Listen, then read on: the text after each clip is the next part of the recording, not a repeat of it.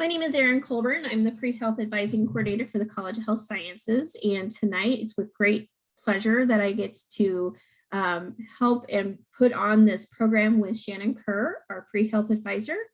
Our first ever end of the year pre-health panel. We have a pre-OT, a pre-PA, and a pre-optometry student in the room to answer questions tonight.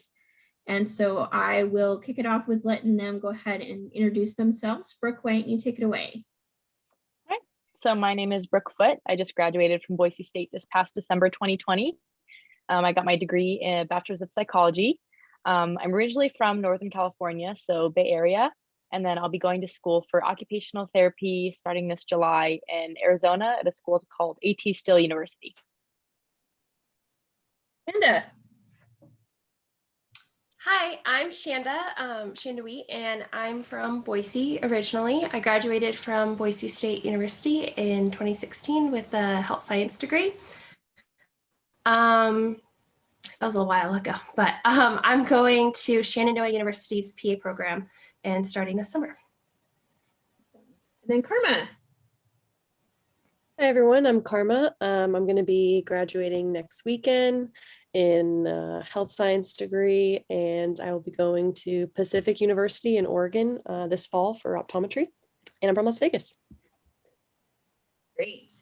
All right, so I'll start off the questions, and I usually just ask the following question. All three of you can answer it. Is what do you wish you would have known going into the application process?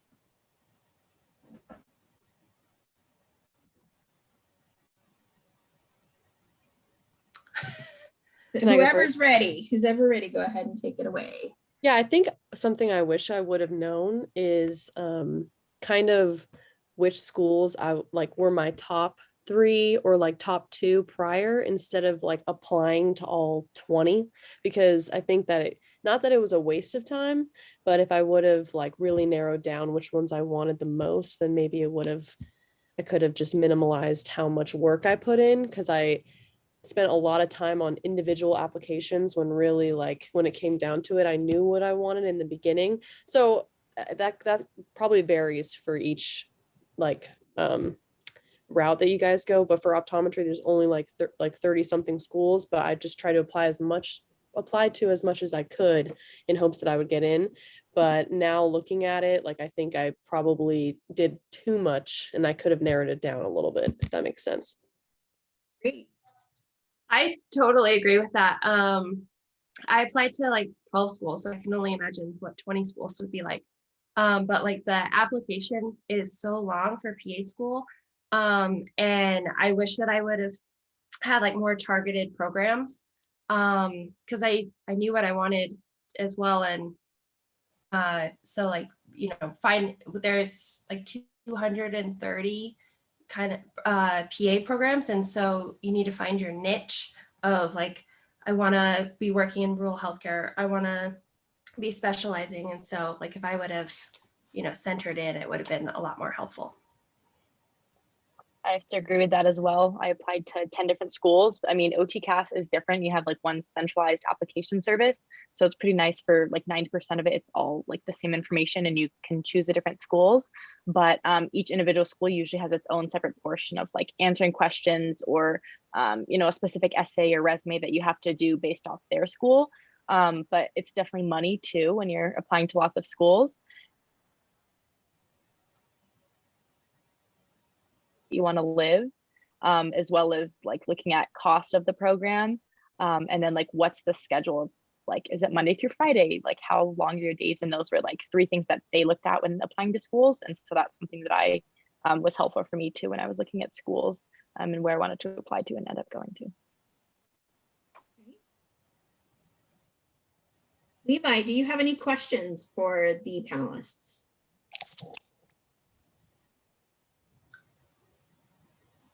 You said that for PA school you wish you had specialized. Can you kind of expand on that a bit? What do you mean by that?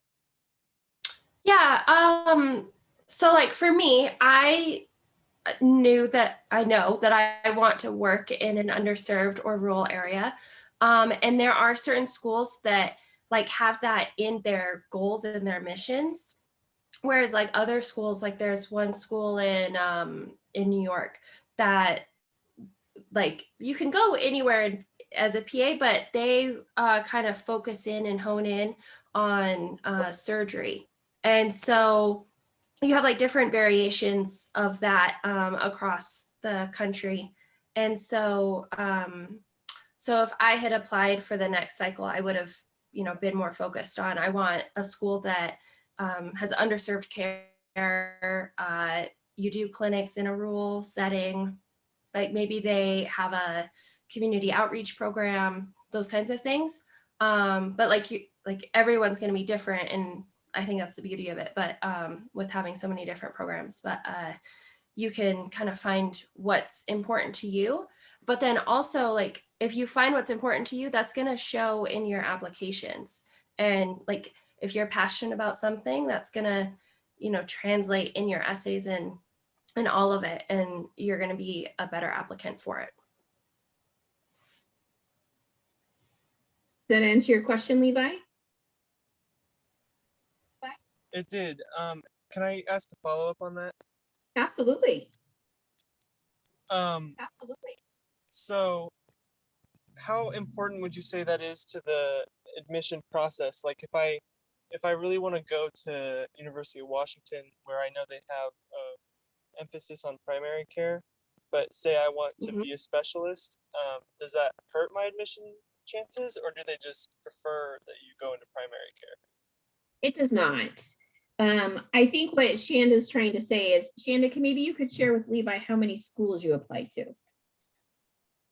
So I applied to 12. I applied to like 3 that were primary care focused. I don't know how many other ones that like had random focuses or no focuses at all, because PAs are supposed to be generalists. So, they're like, whatever. But like, I guess like what I'm trying to say is that if you do have that kind of focus, then maybe throw in a couple of schools that are more specialized or don't care if you want to be specialized. But like, I don't know does that make sense? I think what you're trying to say is Shanda paid a lot of money to apply to a whole bunch of schools, and her hindsight is that she probably wished she either would apply to less schools or applied to schools that maybe were more in her perspective or her wheelhouse. Is that what you're trying to say, Shanda? Yes, exactly. Okay. Exactly. Thank you. So we always preach in advising for all of these programs, whether they're occupational therapy, optometry, or PA, that when you're looking at programs in schools, I usually say, where do you want to live? Okay. What's cost effective for living expenses and for tuition? Do you align with their mission? Do you also align with their admission requirements? Because oftentimes, like PA schools, for example, require experience, a lot of experience. So like University of Washington requires 2,000 hours of paid healthcare experience. And if you don't have that, you're not going to be able to be accepted to that school. So you want to find a profile that fits you. For OT, I would say the national average is 4 to 5 schools. But if you feel like you really want to throw your net wide enough so that you ensure that you get in, you do what Brooke did. You apply to 12. For Karma, she didn't want any question or any doubt that she could get in. So she threw it net wide. But hindsight's 2020. And she was saying, gosh, if I had to do over again, I would probably look a little bit deeper at, making that list a little bit more honed in. And the national average for PA schools is probably about 6 to 8. But that's not a magic number. It's just, it really depends on the student. It depends on where you are GPA wise. Shanda, why don't you share a little bit about yourself? I think it's really helpful for everyone to know why there's such a gap in between your degree and why you now you're going to PA school. I'd like to you to share with that. And maybe Brooke, you could talk about what you did during your gap semester, and Karma, maybe talk a little bit about gap year after. So we'll let Shanda go first, but why don't you share a little bit about yourself? Yeah, so I graduated in 2016, like I said, and I graduated in May, and then a month later, I joined Peace Corps, and I was gone for 2 years, living in Zambia, Africa, which I highly recommend for anyone that's considering that, because it was so beneficial and so it like really shaped like me knowing, it shaped me as a person, but also like knowing where I want to be and where I want to work. And so when I got back, I became a scribe for a local clinic here. And then at the same time, I was getting my certification as a CNA, so I could get some more hands-on patient care experience. And then for the last year and a half now, I've been a CNA at one for a year at a long-term care facility, and for the last 6 months at a hospital. So Then Brooke, what have you been up to this semester while you've been off? You graduated in the fall. Yep. So I graduated in the fall, which was very nice. And so, I didn't want to take a full year off. But since it was nice to graduate early and not have to pay this, last semester of tuition, so kind of saving up. And so for me right now, I've just been working full time, between 40 and 50 hours a week. One, because I have the time, and grad school is quite expensive. So trying to save up enough to, have spending money and to help pay with my rent and everything like that. So for me, it worked out well. I still would have been fine if I didn't have a gap semester, but it's nice to have a little bit more of a cushion. So that's basically all I've been up to, is just kind of working and making money. So. Karma, what's it been like, knowing that you're going to jump right in? Yeah, I dabbled with the idea of a gap year, but I decided against it. Just because I want to graduate as young as I can. And I've really kind of prioritized like last summer studying for my test and taking those months just to get it hidden on the head with a nail, and now that I'm happy I'm not taking a gap year. I'm working right now part-time at an optometry office. I work like 25 hours, so I'm getting like exposure constantly, and I'll be working there in the summer before I go. But it's funny because going into like the Zooms for Pacific now, they keep saying like, oh, we want you to relax and like not, stress yourself out. Don't do anything too like optometry based before you come. But I'm like working 25 hours in optometry now until I leave. So I hope I'm not burnt out by the time I go. But yeah, I'm happy with my decision not taking a gap year, but I feel like, it just differs for everyone. Mhm. And that's what I love about this kind of a setting for us, Levi, is that you get to hear that there's multiple ways to do it. And we have seen students go to PA school right after graduation. We've had students take a gap year. We've had students gain experience of all sorts. So did that answer your question, Levi? It did, yeah, thank you. Mm-hmm. Do you have any others for the group, or would you like us to start asking some that might trigger some more ideas? Yeah, if you could keep asking the questions you have, that would be great. Thank you. Cool. All right. So in terms of the application process, what did you all do to prepare to complete a primary application? Because you all had to do a primary, and then you would have what we call secondaries or answer questions. Sometimes those are built into the primary, but maybe you could talk about what your preparation was and before you got started with the application process.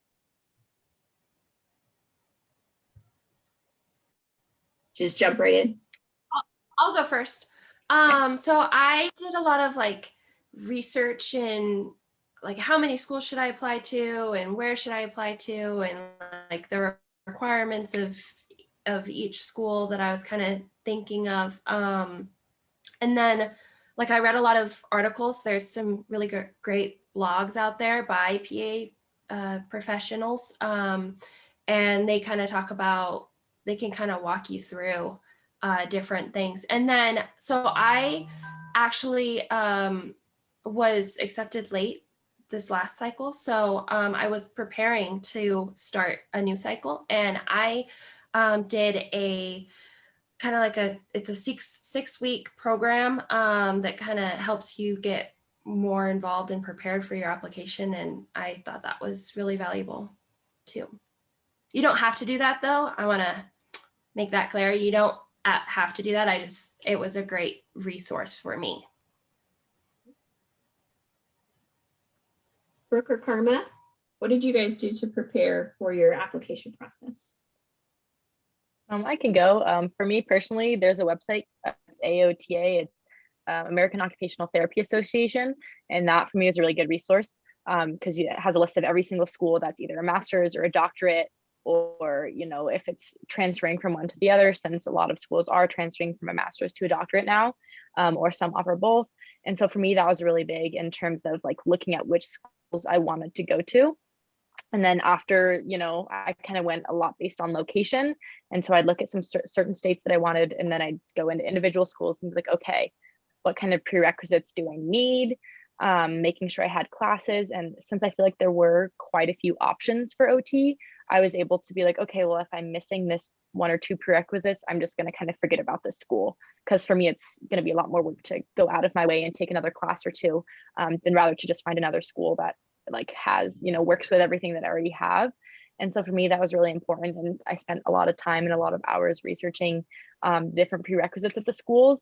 Also helped me get a baseline understanding of like how many observation hours I needed. Some schools needed between 20, some needed, they preferred 80. So it really just depends on the school, but I kind of averaged it out and, made sure that I was going to have enough hours in order to be accepted.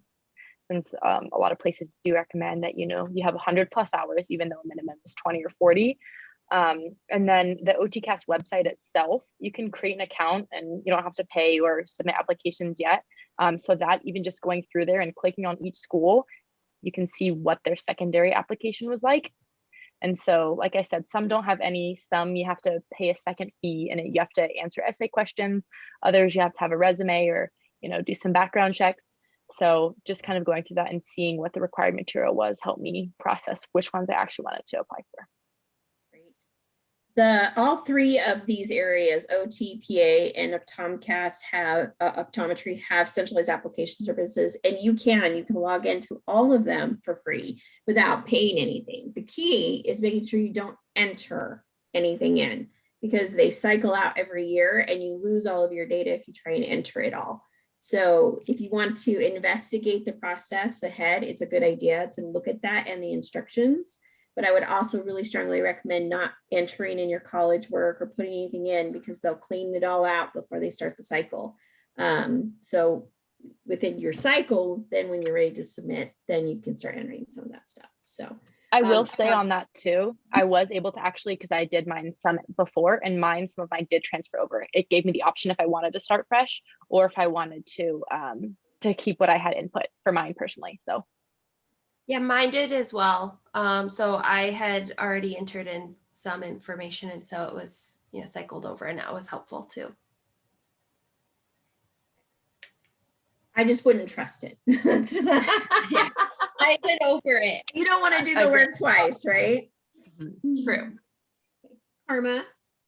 Yeah, I think just in preparation for the whole application process, like I worked with Erin to make like a timeline for myself and just know like, okay, by December, I need to figure out what type of study material do I need?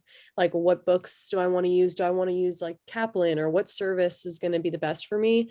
And then I just started like adding myself on Facebook pages just to see like what other people were doing, and just creating a timeline was like the good way to start, because I gave myself enough room. Like if I didn't pass my OAT, like do I have enough time to take it again?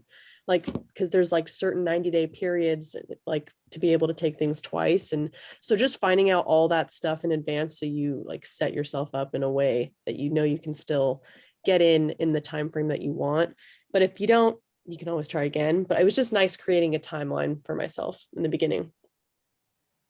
And we do that for everybody. I mean, whether you're PA, OT, or optometry, if you want to sit down and look at like what your timeline really looks like, because for PA, the application opens up in April. For OT and for optometry, it opens up in July. And so your timelines are all going to be different based off of the programs that you're applying to. Early is always best, especially with a lot of the rolling admission schools that are out there. So schools that will start processing applications the moment they see them. For PA, I usually recommend students to try and get their application in by June or July, because that puts them in that early running for those schools that are in the rolling admission cycle. For optometry, something by August. That's the key. So Labor Day is usually my deadline, and the same goes for OTCAS. So for up top occupational therapy schools, I really push students to get their stuff done by Labor Day, because then they don't have to deal with it while they're in school. If they are applying ahead and they're not, that gives them plenty of time. For OT and for PA, a lot of schools require the GRE. And Karma actually took the GRE. So maybe you could talk about what you did to prepare for the GRE. Yeah, I forget what the service was called, but I basically prepared for the GRE in like 2 weeks and just tried to learn as much as I can to get the score I needed. But yeah, I really like the online programs. I think that they give you good modules and like you can do it at your own pace instead of the textbook, because like the Kaplan textbook is so big and it's just intimidating. But when you have videos that people can explain things to you, it's a lot easier. And then yeah, I just signed up for the GRE and took it here in Boise, and yeah, it was good. And Brooke, go ahead. Yeah, 'cause I took the GRE this past summer as well. Just because some schools required, some didn't. And I just wanted to err, on the side of safety, definitely. So I ended up, I probably took a few weeks to study. I just had some like workbooks already printed out from, my brother and then another friend that had gone through either PT, O2, either way, they had to take the GRE. And so I had just used their study materials. So for me, I like a physical like textbook or workbook. So that worked well for me personally. The biggest thing I think for me was studying the vocab words. It was difficult and I did not like it, but I am beyond thankful that I did study those. And I think that definitely helped me on the GRE without doubt. But kind of with COVID at this point, I almost wish that I didn't take the GRE, because so many schools after if I had taken it had waived the GRE because of COVID. And it's not a cheap test. I think it's $205. So it's definitely something like you don't want to take more than once if you don't have to. So study and, hopefully do well the first time. But yeah, also make sure your schools are going to require it, because at this point, yeah, my school, the one I'm going to, didn't require it. And I think only one did at that point out of 10. So. And I would say that advice makes sense. I think it's important to look at schools. I think that COVID kind of threw a wrench in it just because it came late in the ball game for a lot of the schools to make that decision to stop. That there might be this cycle that we're probably going to see the GRE. We might see a reevaluation of whether they do the GRE at all. For PA schools, some of them are contemplating a PA MCAT, which will cover some particular topics, and we would certainly help students prepare for that if that came into being. But right now that is so like back here and like the not going to happens that it's probably not that stressful. But what I would say is I usually recommend students to have a plan, just like you have a plan for your application. Know how much time it takes you to study for tests. You can also do it very organically. Shanda, I'm going to let you talk a little bit about what you did, because I think it was a little bit different. But you can read the Wall Street Journal.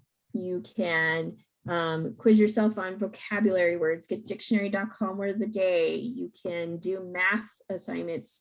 There's a GRE question of the day where you get a verbal and a quantitative every day. So you can use those. And then analytical, I think it's just about getting used to writing in that type of way. And so doing a lot of prompts and like kind of pushing yourself to write can be really, really helpful. I usually recommend 8 to 12 weeks of studying for the GRE. 2 is probably not enough, but you'd also taken the OAT, which had some of those same components on it. So I think that's probably what saved your tail and your bacon there, Karma. But Shanda, why don't you talk a little bit about what you did to study for the GRE? So I took the GRE while I was in Peace Corps, which I really don't recommend sitting in a village trying to study for something that you did in college. But anyways, so I had a book that I brought over and I studied out of that, and I took about 3 months, but I don't think that I was very consistent with my study habits. So, but I was also reading a lot of books because I had nothing else to do.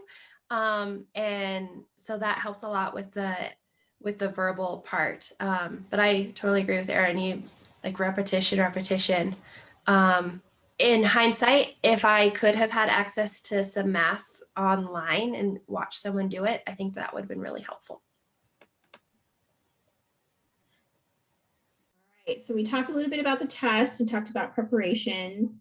What did you all do in terms of writing your personal statement? What was that like?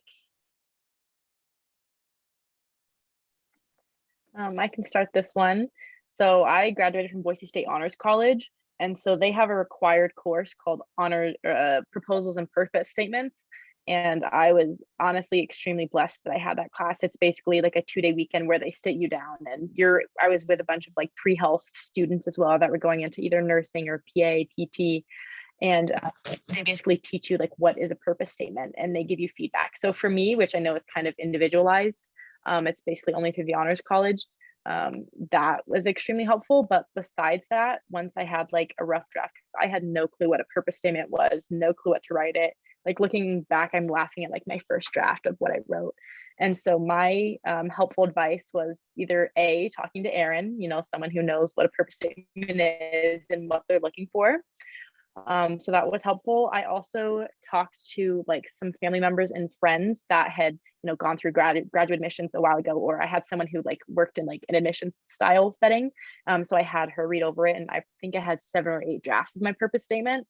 So it does take a long time, but it is worth, I think, kind of doing a lot of revising, and it's like almost like it'll never be perfect. But definitely like utilizing people who have gone through that process before, or people who are really good at grammar and things like that, having them read over was very beneficial for me. Irma or Shanda? Yeah, I think I just had to really find like what my why was, like why do I want to do this, and then brainstorming like all of the things that I've been doing in my life the past couple years that I could put together in like a well-written 2-page. It's really hard to put everything into like 1,500 words or whatever it was, so just finding every single piece that kind of makes your reasoning, like why you want to be a PA, why you want to be an optometrist, was really important to me. And then I just sent it to all my family members, to the writing center, like anyone that I knew that was really like proficient in writing, and then had them like give their rendition of what they think I should change. But like at the end of the day, I kept what I wanted more than what other people changed it to, because you really want it to sound like you and not like anybody else. Yeah.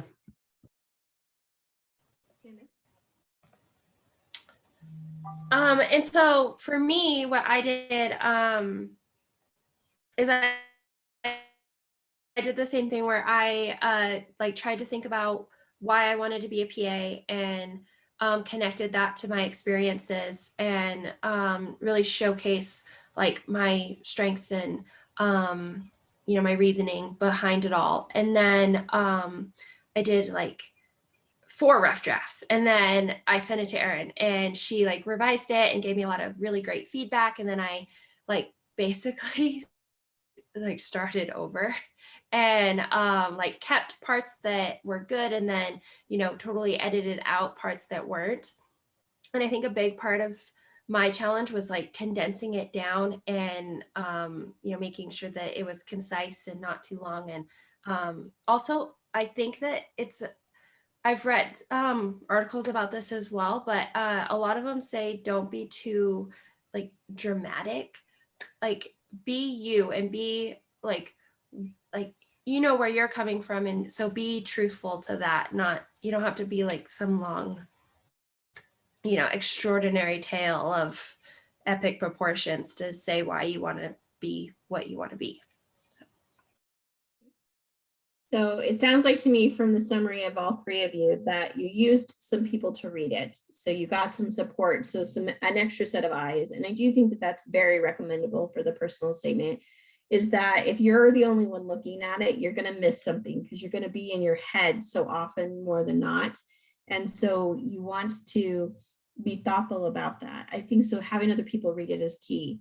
I think that you also have to be wise about who you have read it. I think there can be too many readers. I think that there could be a moment where there's all these opinions coming at you, change this, change that. And I'm a believer that opinions are like buttholes. Everybody's got one and they all stink. Okay.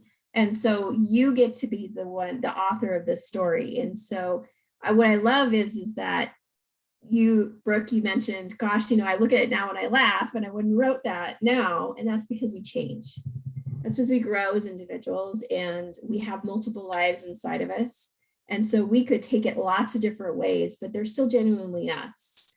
And so that's the beauty of it, is that we get to keep continuing to write our story. It is short. The OT one is probably the only one that isn't short. OTs is like 7,000 characters. I think Shanda and Karma would kill for that many characters. So PA is usually 4,500. So is optometry, it's usually 4,500.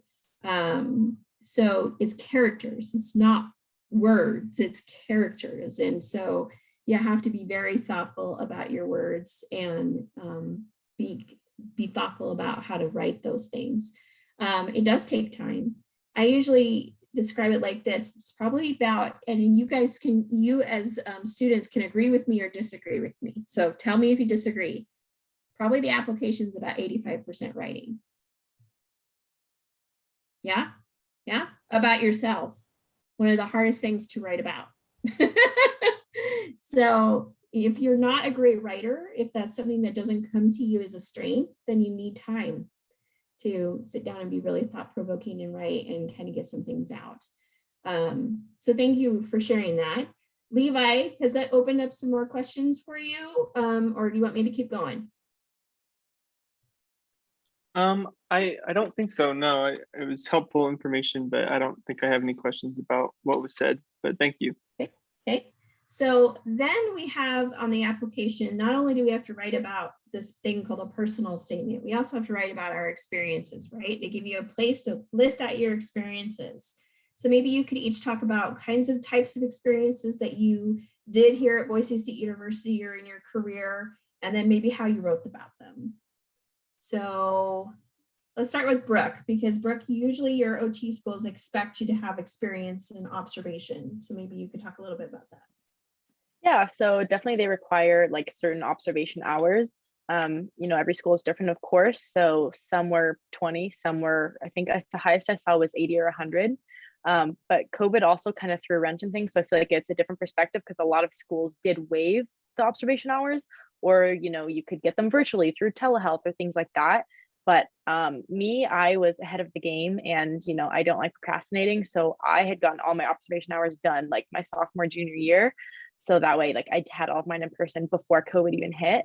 So for me, I think that kind of gave me a leg up, since a lot of students that were applying in at my time period were, had to do those virtual hours or didn't get any.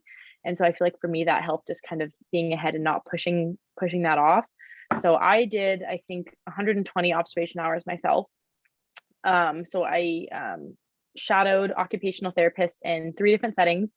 I know they also look at some, they require 1 or 2 different settings, but the more the better, I was told. So I went out and did 3 settings.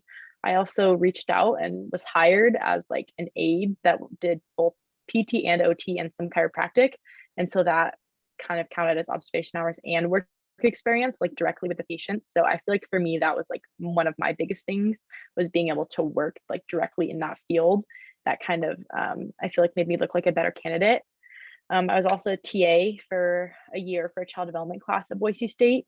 And so through that, I feel like I gained, very good experience and knowledge. And I was like a guest speaker. So I taught a class and did a lesson. And I feel like through that, I was able to gain like good experience on Boise State's campus that I was able to speak to in my applications. I think those are the main ones. I was also like basic life support certified, which for me, like some schools, they, either you needed it or it was something that it looked better. So that was something that I did as well that I think may have helped. So. Yeah, I think that they really don't give you a lot of space to write about your experiences either. It's like 200 characters to just write about some sort of leadership opportunity, right? And so I just try to talk about anything that I was a leader in, like in my sorority.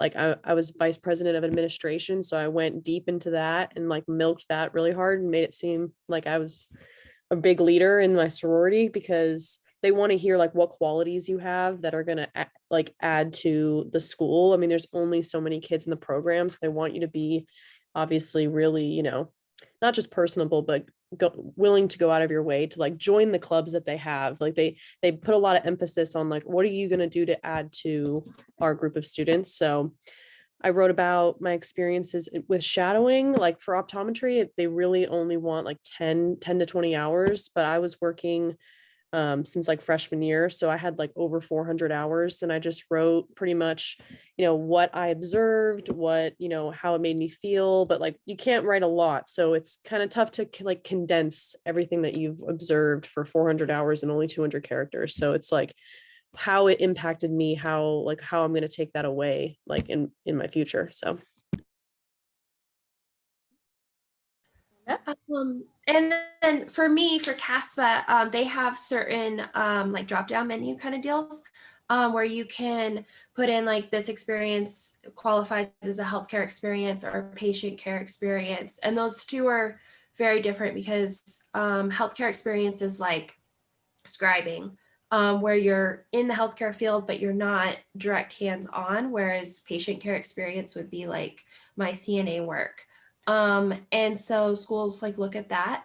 And then there's also like shadowing and leadership opportunities and volunteering. And I'm sure there's others because there was a lot, but yeah, so I just, I made sure that I showcase that I do get involved in everything because like Karma said, like they do want that. And as you're going to be in the medical field, people are going to look up to you. So you need to be able to show that you can be a leader and that you can, be involved with multiple different things. And yeah, so, and I completely agree. There was not enough space. And so just trying to condense down what was the most important parts of each experience was really, I think, the best way to go about it.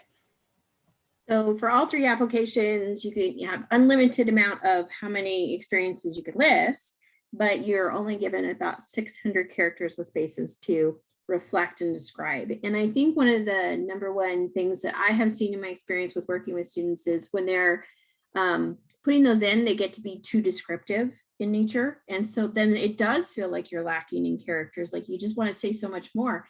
And so you have to remember how to scale back and be like, okay, they don't need me to tell them what I did. They need me to show them what I did. And so show, don't tell is kind of the philosophy. I'm also going to put in the chat a link to, it is the medical school one, but they're called the core competencies for medical students. They are so very much viable for any of the professions, whether you're going into occupational therapy or optometry school, whether you're going into PA school or medical school, you should be culturally competent. You should be have good oral communication skills, be reliable and dependable, have resiliency and adaptability. They love that. They're like, when have you been challenged and failed and got yourself off of you up and picked yourself up? Service orientation, all of these fields are service oriented. And so they have expectation that you'll be a volunteer of sorts. Social skills, team working skills, leadership, communicate, capacity for improvement and change. And then of course, having some critical thinking skills, analytical skills, and these are all showcased in your experiences.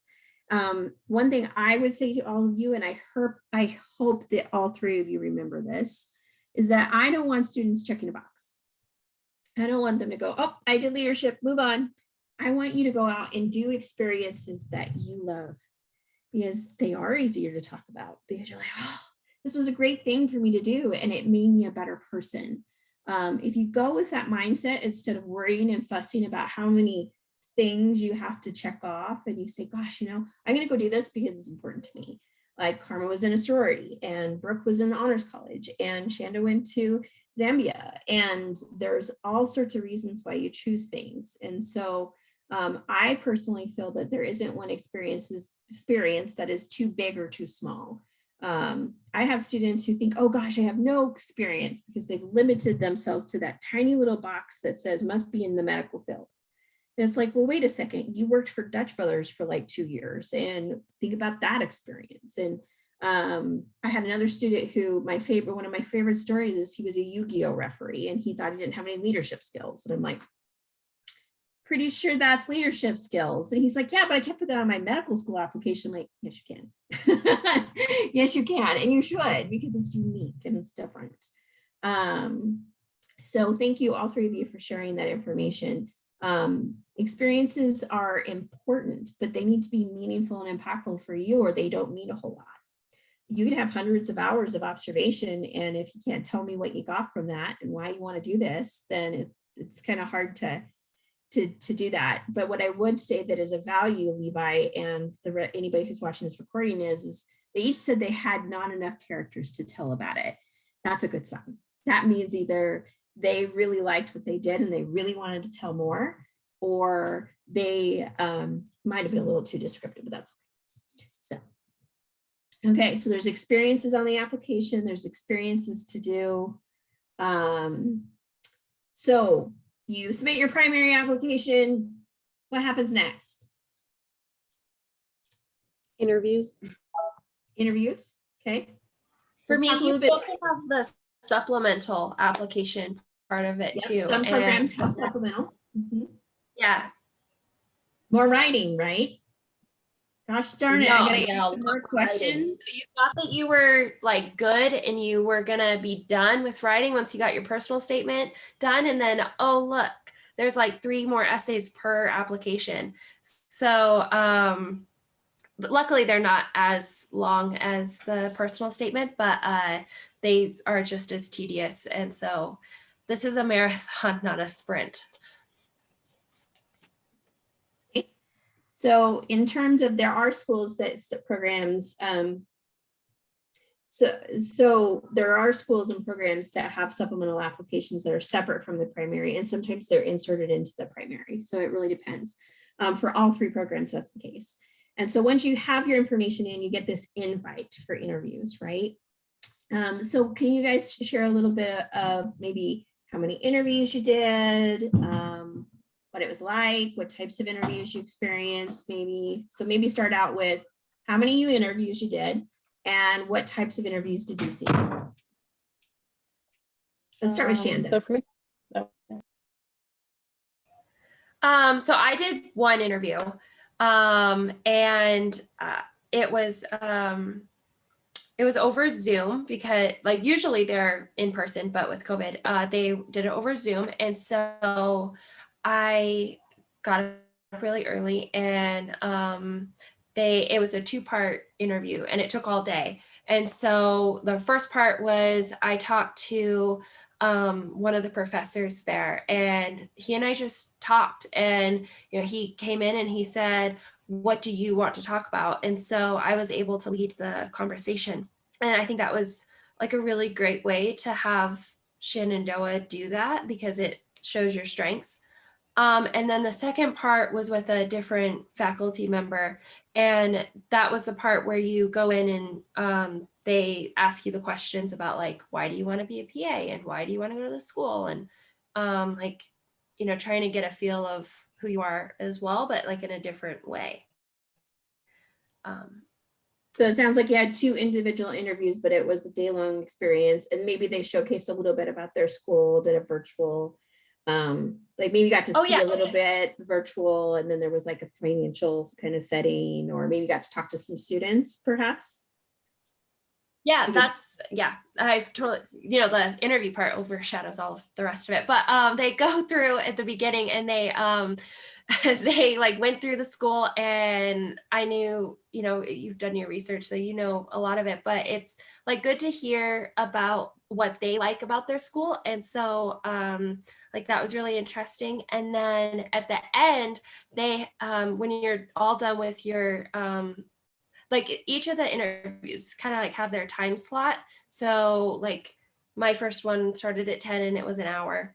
And then my second one was at 12 and it was an hour or whatever. And then you come all back together and you have certain students come in and they talk about the school. And so then you get to hear about why they like Shenandoah or whatever program. And I thought like it was just really, I thought it was really well set up and showcased a lot of great info.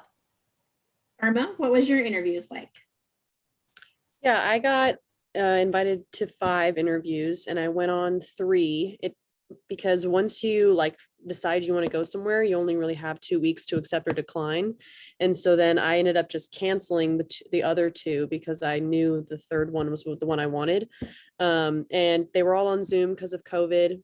They were definitely not what I anticipated. Some were only 30 minutes. And then the one that I decided to go to Pacific, that interview was unlike anything I could have expected. Like they showed me a picture. One person showed me a picture, then I had to describe to one of the professors what the picture was, and she drew it. And then if they were similar, then I had like good communication and descriptive skills. So I did not anticipate that, but yeah, I was nervous and I tried to make sure I had like good lighting, no background noise, looked very professional, try to avoid saying like a lot and like stuttering. But being on Zoom, I'm very grateful because it saved me a lot of money. I didn't have to transport anywhere. And I felt more comfortable sitting in my room on the screen versus being in person. So that probably won't be the case for future people if COVID comes to an end. But yeah, it was definitely not what I expected. And there was a lot of scenarios that they gave me. What would you do in this scenario? Like, how would you react to this? So if you show like your morals and that you're an empathetic person, that you care about your patients, like I think that's what they're really looking for. Yeah. Brooke, did you interview and what was that like? Yeah, I had, I don't know, somewhere probably between 5 to 7. I don't quite remember exactly. So the interviews, each of them were different. So some of them were, 30 minutes. And then others, I had like a full 5-hour day of interviews. And so most of them, for the most part, I would say like something that really was helpful to me and like I would recommend to others was do your research on the school. Like for me, I had, I applied to 10 schools. So sometimes like my information would get like mixed together of like, oh wait, is this a school that has this program or like this club? And so like I made sure to like a few days before like narrow down on what information about the school, like read their mission statement, like see if I aligned with it, like have some like prepared stuff. It was also helpful for me. I went and just like Googled like occupational therapy, like interview questions. And so I was able to like have some practice questions. I had some like stories prepared in my head of different experiences and examples. And so I think that was helpful to me. One of my interviews also had like a live writing portion. And so I had to like submit a writing sample, like they gave you it and I had to do it like on the spot. Like Karma had said, it was kind of beneficial they were all on Zoom because I applied all over the country. So having to buy all those flights and all that would have not been ideal. But it definitely was a weird experience because it's like you don't want to talk over other people, but you also want to show that like you're taking that like initiative and like that leadership and stuff like that. So it's definitely a little bit of a weird scenario. But I feel like a lot of times they want to look at like your teamwork skills and they'll put you in a group and have you do that, but then also ask you like individual questions. It was also weird for me to get used to like a group interview where you would all answer the same question. And so if it's almost like a competition of like, we're all like whose experience is the best. So it definitely is a little intimidating. But even though like I knew the first school that I was accepted to is the one that I'm going to, but I still just wanted to do all my interviews just for like practice. For me, it didn't hurt, but you usually, you have to pay like a hefty deposit within 2 weeks to secure your spot. So I just didn't pay that deposit, but I did the interviews. But yeah, some of them were $100 and some were 800. So also depends on that. So In terms of interviews in the future, it looks like at least for this year, they probably will flow through a virtual experience. And then there might be some hybrid models. I mean, because there is some benefits and drawbacks to both sides of it. I think that being able to, it's a drawback to have to pay to travel, but on the flip side of it, then you get to see the campus and feel confident that you're making a decision based off some of those factors because you're interviewing them too, just as they're interviewing you. I also think I would like to hear or be interested in hearing from each of you what you might have done to prepare for interviews. Some of you kind of alluded to some of the things that you did, like changing your room settings so that you were ready for a Zoom meeting. But what other things did you do to prepare? Did you use any of the resources at Boise State University, or know that there were some that you could use? So I'll go first again, but so I prepared by like reading about different scenario questions that they might be asking, and then like the different formats, because each school is different on the format of their interview style. And then I booked a like interview session kind of deal with the Career Center at Boise State, and that was really helpful because it was like an hour long or whatever. You could do it however long you wanted, I think. But and we just went over the questions that were like more difficult for me, and I think that was really helpful. Mock interview. Karma, what did you do to prepare? I did some mock interviews with my friends, like on Zoom itself instead of just in person, and with my family. I looked up some scenario questions as well, and then I just kind of got like bullet points in my head. I know they're going to ask me why I want to be an optometrist, so like that's one I need to have for sure down.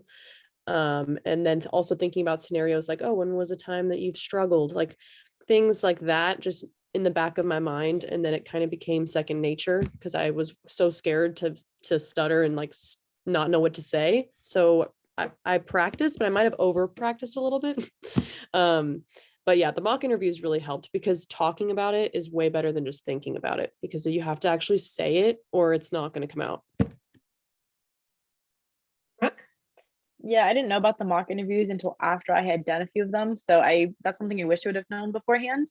But besides that, I did a lot of like mirror talk. Like I would like practice my questions and answers in front of the mirror and like, or time myself and see if I was rambling, or, I would do it like with my parents and see what they thought and any improvements. But yeah, like I had said, just kind of like Googling and like seeing what questions were typically asked of OT students. And I would wrote all the questions and all of my answers down and rehearse them. Also, like a big question that OT school they ask is like, also, why do you want to be at this school? But also, what is occupational therapy? Because a lot of people don't really know unless you're going into the field. So they want to see that you truly know what occupational therapy is. So I definitely recommend having like a good answer for what that is and why you want to go into that field. So My favorite is tell me about yourself, because it's the hardest question to answer, but it's probably the question that every school will ask you. Very good. All right. Well, I have one or two more questions, but I want to reopen the door back up to Levi. Did that create any more questions for you that you might have some questions about? Yeah, so just questions about the interview. I know that Brooke kind of talked about sort of like those more tricky questions with, what is occupational therapy? So I was wondering, Shanda, were there any questions that you felt like were kind of tricky to answer, or kind of complicated, or maybe stumped you a bit?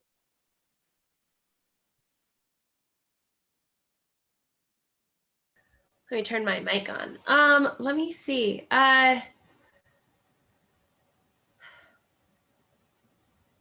There was one that was like, in the scenario, you get to pick who gets to go to Shenandoah. What quality do you look for? And I feel like that one was really good because it not only made you like think about what qualities they were looking for, but which ones were the most valuable to them. And I don't know, I like that one. Oh, there's also one, it was like the first one, and with Zoom it like kind of cut out, so it was, I think, even harder. But it was where is the PA profession going within the next 10 years? And like you have to talk to someone about that, and being able to articulate that was a little bit more challenging than I think I was prepared for. So That might, on those same lines, Levi, let's ask Karma and Brooke, what was one weird question they got that they were not, that maybe put them off, or they were like, whoa, I wasn't ready for that? They asked me, how would your best friend describe you? I was like, oh, she's upstairs right now. I can go get her for you. I was like trying to joke with the people, but then I was like, okay, no, this is serious. But yeah, that was kind of strange because you feel like you're boasting about yourself at a point, but you got to be kind of comfortable with it, with talking so highly about yourself. So yeah, that was a weird one. And the one where they had me describe the photo was really strange. For me, I had like a school day. Some of it's like you obviously can't prep for, like they give you scenarios on the spot. So, it's like kind of on the feet thinking. One of them is a scenario about like your best friend is taking an exam. You see that they're cheating. Like, do you tell the dean? Do you keep quiet because they're your best friend? And so it's just something that like kind of threw me off guard. Like I was expecting to be asked about like, why do you want to come to the school and things like that. And then another situation, they also like, instead of having like a real like interview with questions, they did like a role playing scenario where like I was already practicing OT and I was like partnered with another interview student. And so we got to like role play that like we're both OTs and like we had to explain to like this patient who was like a current student, how they were gonna like how we would treat them and things like that. But they told us like we're not looking at like your clinical knowledge, we're just looking at how you work in a team. But it was hard to not feel like we were being assessed about how well we know the field of occupational therapy. So One of the things I would share with you all, and then I'm going to let Levi ask another question, is that we do what's called a mini multiple interview mock. So like their medical schools do these, they're called MMIs, mini multiple interviews. And we actually open that up to all of the professions because they're like that. They're scenario type questions that can surprise you. And there's multiple of them. So like there can be anywhere from like 6 to 12 of those. And so we open that up for all pre-health professions to participate and be able to either sit in as an observer and see how someone else might do it. And then they can, when they're getting ready to apply, we encourage students to participate because it's another opportunity to practice. And it's very much like that. We don't just have those regular run-of-the-mill interview questions. We do scenarios too. So this last MMI that we participated in, I was a daughter who you messed up my mom's insulin and you had to tell me you messed up. So, in those schemes, that's kind of what we try and do. So Levi, I think I interrupted you because I wanted to hit on those scenario questions, but did you have another question? I did, yeah, just talking about experience earlier prior to talking about interviews. I was wondering how was experience tied into the interview? Did they ask you about your experience or did they want to know what you learned from that or did they just leave that for the application? Great question. Yeah, they incorporated experiences in my interview for sure. They asked me, tell me about a time where you've shown leadership. And I kind of looked over my OPTOM cast before every interview just to remind myself what I've done and have that in the back of my head because they definitely asked that. I would also say, go, Shanda, you were going to say something?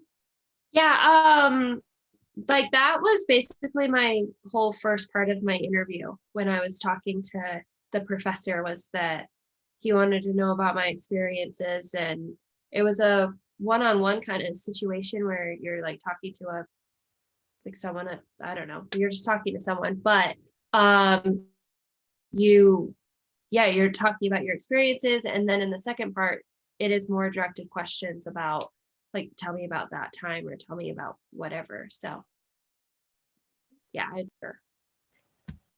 So some schools will have a blind application. So like the interviewer hasn't seen your application at all, and they just want to get to know you. And some schools, they will have your application and they will have information. They might even ask you about it. So it's good advice that Karma shared about going over the application that she filled out. So she was familiar with what she had said. So it doesn't sneak up on you and surprise you. And you have to remember that far back 6 months ago when you wrote something that maybe isn't as clear in your mindset. That's the other reason why it's so important to be genuine on your application and to be genuinely real in your application, in your interview too. Because then you're not catching yourself saying something that just isn't necessarily true about you. Or you're not surprised that they're looking at your application and knowing what you said. So I do think that that's really good advice, Karma. Brooke, what do you think? Did you have schools that knew your stuff or schools that didn't see it?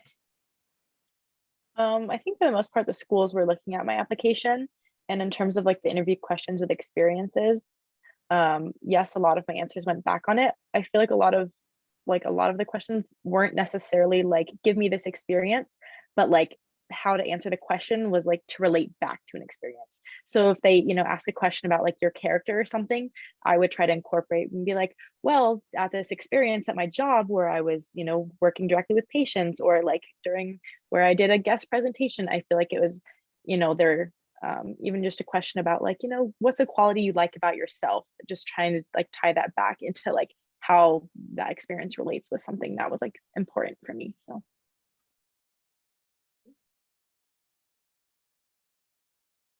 Anything else, Levi?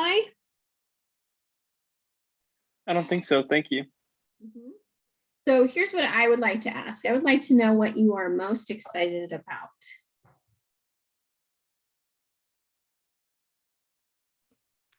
I'm excited to move to a different state and meet new people and be around people who have the same passion as I do. Like, I'm nervous to make friends and go there by myself, but there's a commonality there and we all want to be optometrists. So I'm hoping that I'll find my little group of people that I can click with. But yeah, I'm just excited for the whole move and traveling over to Oregon, and I'll be close to the coast. So that's exciting. But yeah, just a whole new journey. Brooke? this is basically the same exact thing. I'm really excited. Like I want to change. So I'm excited to switch things up and go to a new location, new people, somewhere warm for me. So I'm just super excited for all of that. And like Karma was saying too, like having that commonality, as a psych major, there's like a bunch of different major students took those classes because like a psych minor was pretty common, I felt. So like to be with people that are like actually in my program, and like we're all taking the same classes, I think will be a really unique experience, and I'm excited. Yeah, I agree with that. But I'm also really excited just to learn everything that I've wanted to learn for so long, and to finally get the opportunity to be a PA and to like, do my dream. So I'm excited for all of it. Shannon, do you have any questions for the threesome up here? Actually, I do. So how did you choose the different schools that you applied to? So what was some of your process in choosing? So Karma? for me personally, Brooke? before it comes. Go Oh, for it, Brooke. sorry. I was just gonna say that for me personally, I went like my number one thing was kind of based off location. So I knew like I didn't want to go somewhere it was super cold and snowy. And so based off after like looking at different locations that I liked that I had gotten into, I went based off of price. So how much I was going to be spending. And then for me, it's either a master's or a doctorate. So I looked at which one that I really wanted, like what I wanted in a career after that, if it's something I needed a doctorate for, if I could get by with a master's. And then looking at like the school's mission statement and seeing if that was something that aligned with me in terms of like, we do a lot of this university I'm going to works with a lot of like underserved populations and offers like a free health clinic and stuff like that. And that was something that I personally aligned with. So those are my reasons. Yeah, I also based mine off location. I really liked schools that had more of like a hostile approach where they weren't just looking at your test scores, they were looking at everything else, because I felt like I had more to offer. I also was looking for schools that didn't really have a ranking system. Like I liked that there's no ranking. Everyone's in the same boat. No one's at the top of the class. It's just very like everyone's working together as a team. In the interview processes, you really do get a feel for like the school, because you get to meet the professors and the people that are there. And so like Erin was saying, like you're kind of interviewing them too, like, and that the interview really did help me like narrow it down.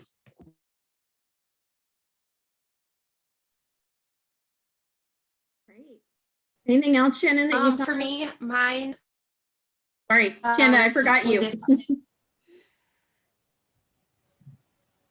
So for me, what I looked at was if their program culture, like if they do community service, or if they have the underserved focus, lined up with what I double checked that I did the prereqs, and like how they scored that, like if it was a holistic view or, whatever.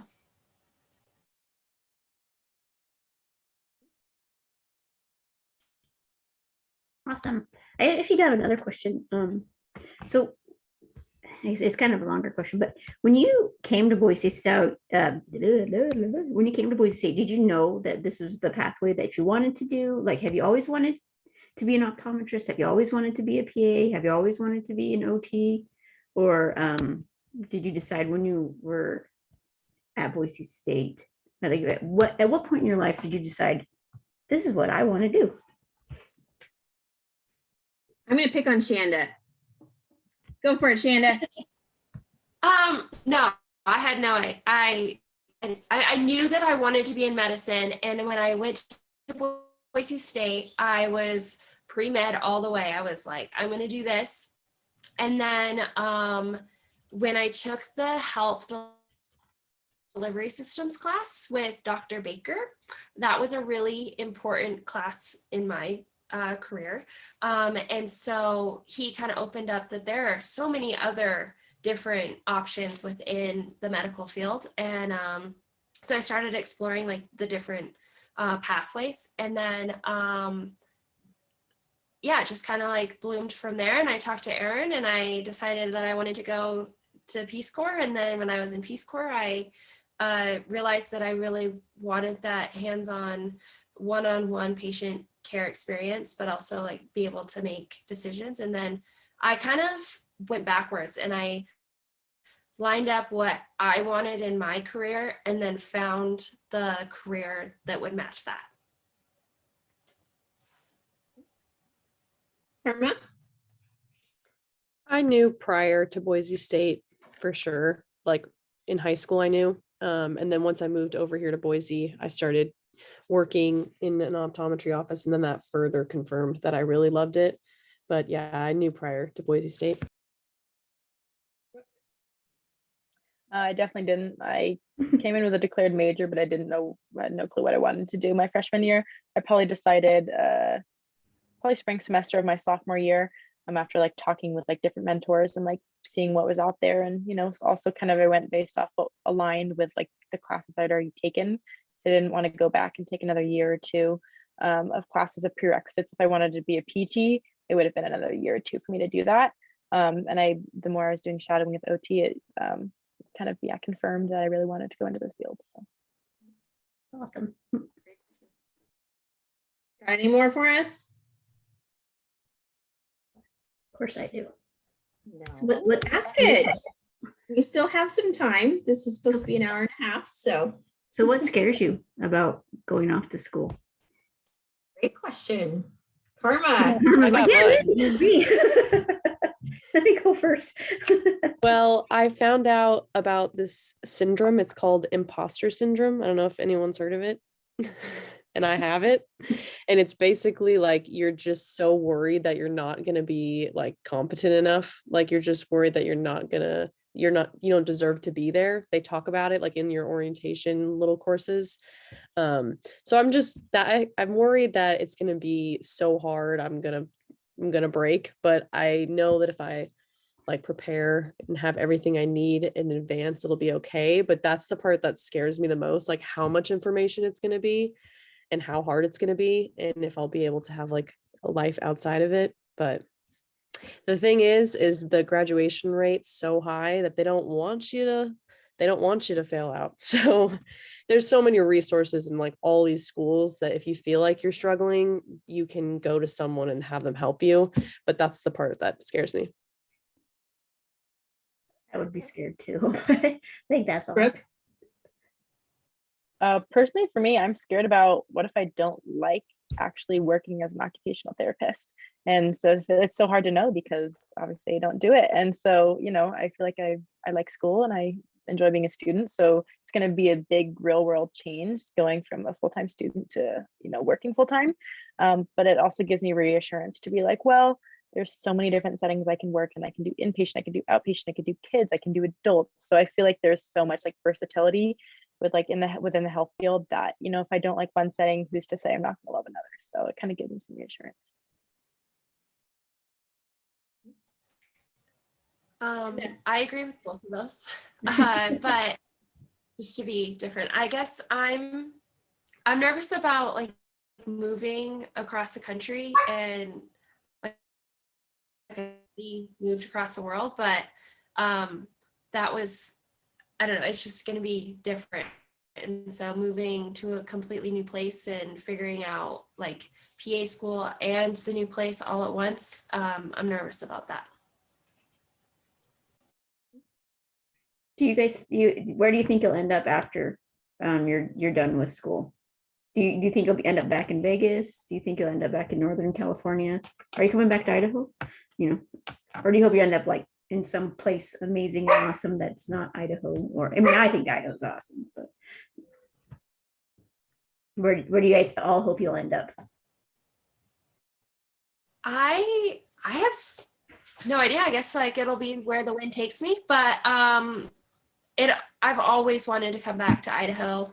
There's a lot of area here that needs more healthcare professionals, and so like I know that there's a need here, and so maybe not like right away, but definitely sometime in my life I'm going to be back here.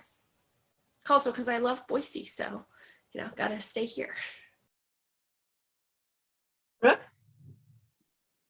I don't know. I guess we'll see how much I like Arizona, but I think at the bottom of my heart, I'm a California girl, so probably end up somewhere back there. But I also think being like a traveling occupational therapist would be something that would be so cool. Like, you know, fresh out of graduation, like being young and just being able to travel like either, you know, versus nationally or internationally, I think would be something that's be such a unique experience. It's something that I'm definitely going to be looking into before I want to settle down and like pick a place to live for good. So. Well, I've been thinking about doing a residency after because a lot of places that hire optometrists, they want them to be residency trained. So wherever that's going to be, but probably working in Oregon after I graduate, because a lot of people tend to work where they went to school. And especially when your license is in that state, like Oregon has a lot of perks for being an optometrist. Like you can actually inject in people's eyes compared to other states in the US. So that's pretty cool. But yeah. All right. Well, I want to thank each of you for coming tonight. I'm going to go ahead and turn the recording off real quick.